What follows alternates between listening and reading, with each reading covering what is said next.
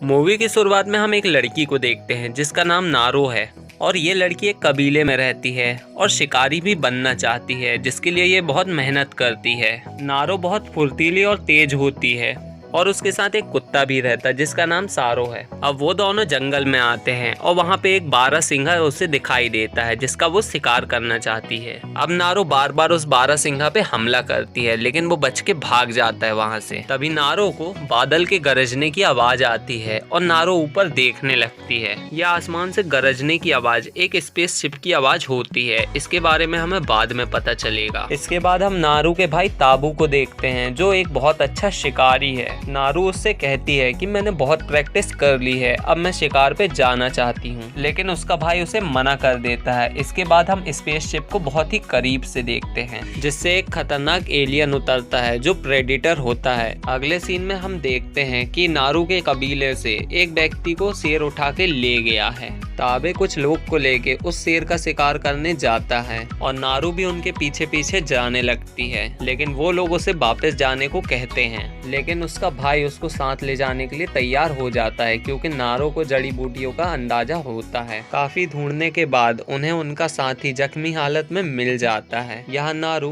कुछ जड़ी बूटियों के साथ उसका प्राथमिक उपचार कर देती है। उनमें से कुछ लोग उस घायल व्यक्ति को कबीले की तरफ वापस ले जाने लगते हैं। नारू उनके साथ जाती है। तभी रास्ते में उसे एक मरा हुआ सांप दिखाई देता है जिसकी चमड़ी उधड़ी हुई रहती है और वहाँ बड़े ही खतरनाक बड़े पंजों के निशान दिखाई देते हैं। ये बात अपने भाई को बताने के लिए वो वापस लौट जाती है, जहाँ पे वो शेर के अड्डे को ढूंढ लेते हैं और उसका शिकार करने के लिए वो लोग पेड़ पे चढ़ जाते हैं। तभी वहाँ पे एक शेर आ जाता है और उनके एक साथी को मार देता है। फिर वो नारू पे अटैक करने के लिए पेड़ पे चढ़ जाता है। तभी नारू को जंगल में एक रोशनी दिखाई देती है और उसी रोशनी की वजह से नारू पेड़ से नीचे गिर जाती है और जैसे ही उसे होश आता है तो वो कबीले पे होती है। तभी वो देखती है कि उसका भाई शेर को मार के ले आया है। यहाँ पे सभी लोग बहुत खुश होते हैं। अब सभी लोग वहाँ पे जश्न मनाने लगते हैं। अब नारू अपने भाई के पास जाती है और बताती है कि हमारे अलावा और भी कोई वहाँ जंगल में था, लेकिन उसका भाई उसे कहता है कि वो और कुछ नहीं, शेर ही था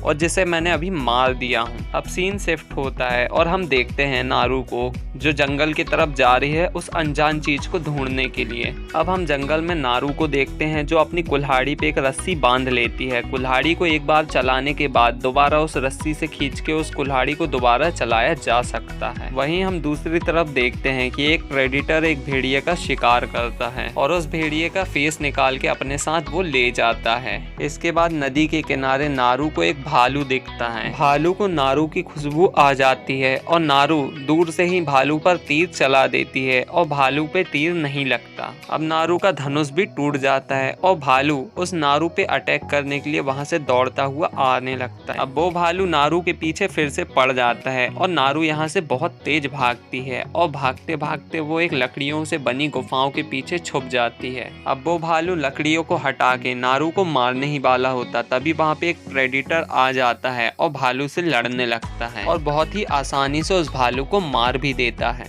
नारू ये सब देख के बहुत डर जाती है और वहाँ से भाग जाती है और नदी के किनारे से नारू भागते हुए कहीं और निकल आती है। तभी वहाँ पे नारू के साथ ही नारू को मिल जाते हैं जो उसे ढूंढने निकले थे घर से, क्योंकि उसके भाई ने उसको ढूंढने के लिए भेजा था। तभी नारू उस राक्षस के बारे में सबको बताती है, लेकिन कोई भी उसकी बात का यकीन नहीं करता और उसके हाथ बांध के उसे अपने साथ ले जाने लगते हैं। और तभी वहाँ वो प्रेडिटर आ जाता है।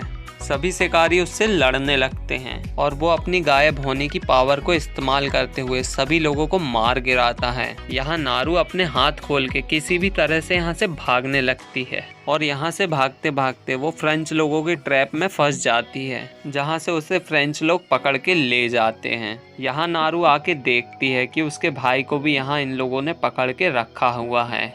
यहाँ नारू से उस प्रेडिटर के बारे में पूछते हैं क्योंकि ये लोग उस प्रेडिटर का शिकार करना चाहते हैं, पर नारू उन्हें यहाँ पे कुछ भी नहीं बताती है। फिर ये लोग नारू को और नारू के भाई को एक पेड़ में चारा बना के बांध देते हैं, क्योंकि उन लोगों को चारा बना के उस प्रेडिटर का इन लोग शिकार करना चाहते हैं। लेकिन ये प्रेडिटर इन लोगों के पीछे से आके अपनी गायब होने की शक्ति से सब लोगों को मारने लगता है और हमें यहाँ ज्यादा खून खराबा देखने को मिलता है और हमें यहाँ एक्शन से भरपूर सीन देखने को मिलता है और इसमें यहाँ काफी डरावने सीन भी होते हैं और सभी एडवांस हथियारों से उन सभी शिकारियों को मार देता है और किसी तरह से नारू और उसका भाई वहां से रस्सी खोल के भागने लगते हैं। अब नारू अपने कुत्ते को लेने उस फ्रेंच लोगों के अड्डे में पहुंच जाती है। यहाँ पे कुछ फ्रेंच लोग रहते हैं जिनसे वो फाइट करने लगती है। तभी वहाँ पे एक जख्मी व्यक्ति आता है और नारू से मदद मांगता है और बदले में कहता है कि मैं तुम्हें बंदूक चलाना सिखा दूंगा। अब नारू उसका इलाज करने लगती है और एक ऐसी जड़ी बूटी खिलाती है जिससे उसका खून ठंडा होने लगता है। तभी वहाँ पे एक प्रेडिटर आ जाता है और खून ठंडा होने की वजह से उस व्यक्ति को नहीं देख पाता है और ये बात नारू यहाँ समझ जाती है। तभी यहाँ पे नारू का भाई दावे आ जाता है और उस प्रेडिटर पे हमला कर देता है। दावे काफी अच्छा शिकारी होता है, इसी वजह से उस प्रेडिटर से ज्यादा देर तक दावे लड़ता है और दावे उसे घायल भी कर देता है। तभी वो प्रेडिटर अपनी गायब होने की शक्ति से दावे को मार देता है। दावे में अभी भी जान होती है और वो अपने मरते दम तक उस प्रेडिटर से लड़ता है।